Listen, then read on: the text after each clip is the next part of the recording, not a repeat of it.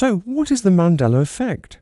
This is a phenomenon in which a large number of people share a false memory about something. For example, a survey conducted by YouGov in 2017 found that 34% of Americans incorrectly believed that the last US president to die was President John F. Kennedy. And this is despite the fact that he was actually the 35th president and died in 1963, with 10 presidents living past him. It is almost as if we collectively agree to remember someone who wasn't even the last president as being the last president. The term Mandela Effect was coined by Fiona Broome in 2010 after she realized that a lot of people, including herself, remembered Nelson Mandela dying in prison in the late 1980s when in reality, he was released from prison in 1990 and died in 2013. So, why do so many people get this wrong? What causes these mass false memories? Is there any real evidence for it? And how can we tell whether or not we are currently experiencing one of these mass false memories? Well, let's jump into it. First things first, let's define our terms. A false memory is a memory that is either inaccurate, incomplete, or simply not true at all. And it can be triggered by a variety of factors such as misinformation, imagination, and the leading questions. But while false memories can happen to anyone, the Mandela Effect specifically refers to situations where a significant number of people all share the same false memory. And it is this aspect that makes it tricky because it challenges our understanding of memory and raises questions about the reliability of eyewitness testimony. Now, the idea of the Mandela Effect has its roots in the work of psychologist Elizabeth Loftus, who proposed the misinformation effect in 1979. Through a series of experiments, Loftus demonstrated that the memories of eyewitnesses could be altered by introducing misleading information. After showing participants a film of a car crash, for example,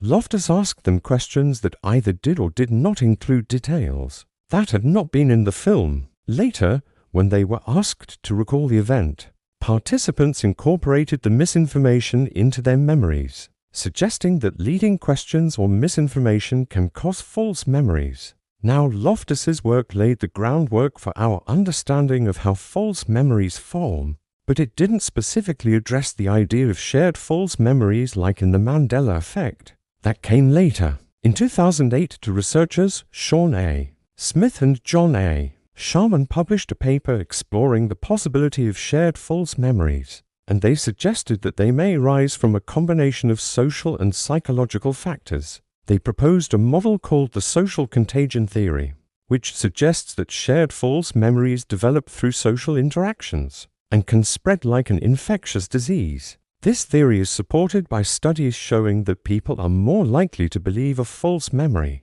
if it has been shared with them by someone they know and trust.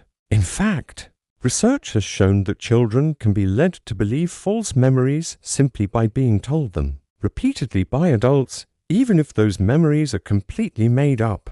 This process is known as social proof, and it is a powerful psychological phenomenon that can influence our beliefs and behaviors. We are more likely to believe something is true if we see other people believing it too, even if it's not based on facts. This brings us back to the Mandela Effect.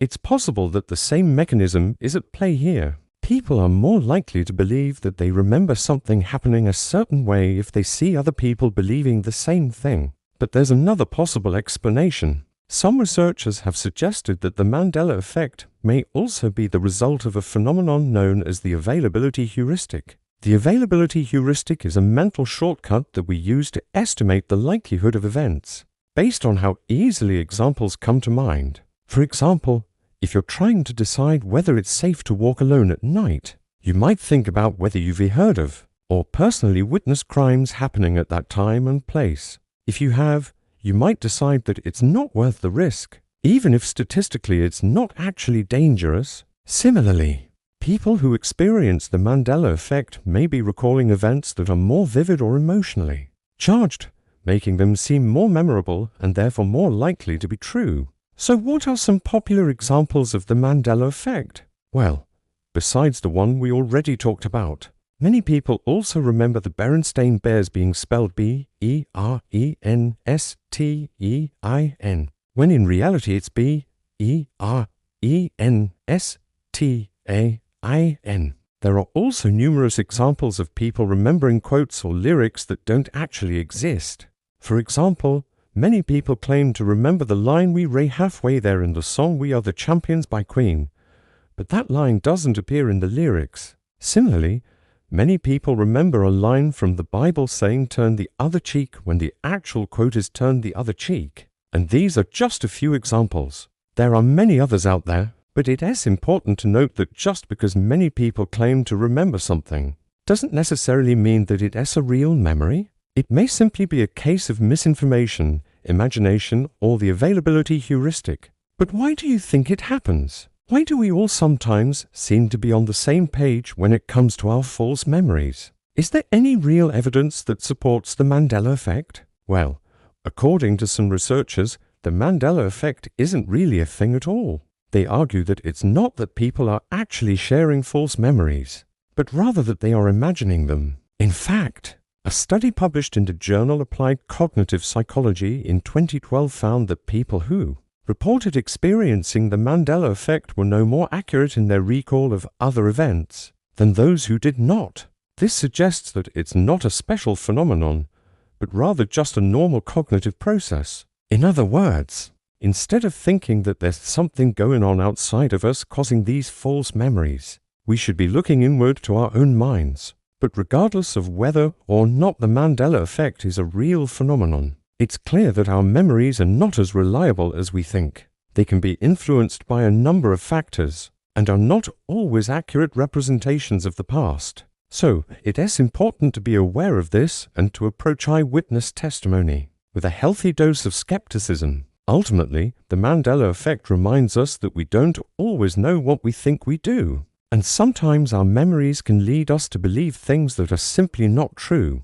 In fact, the Mandela Effect may be a good example of how our brains fill in the gaps when we don't have all the information. For example, if we only remember parts of a song or a story, we may fill in the missing pieces with what we think should be there based on our knowledge and experience. And that's why we might all remember certain songs or stories the same way, even if it's not exactly how they were originally told or written. Of course, it's impossible to say for sure without hard evidence, but perhaps the Mandela Effect is not so much a case of people sharing false memories, as it is a testament to the power of suggestion and the limits of human memory. But what do you think? Have you ever experienced the Mandela Effect? Do you think it's a real phenomenon or just a product of imagination? Let me know in the comments below.